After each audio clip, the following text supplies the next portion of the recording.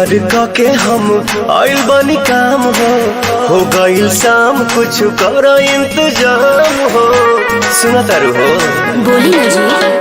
हाँ। दिन भर के हम आइल बनी काम हो गइल शाम कुछ कर इंतजाम हो। दही में दम रही तबे लड़ी गाड़ी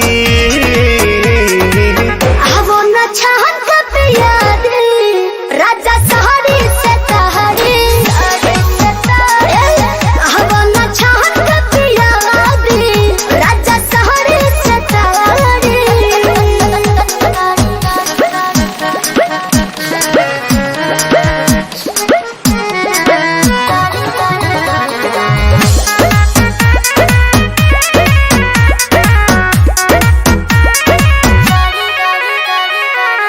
देर न लगाव तानी हाली कहरा बिल्कुल करे चटक चिखाना चिखा के लवने खाली कहरा।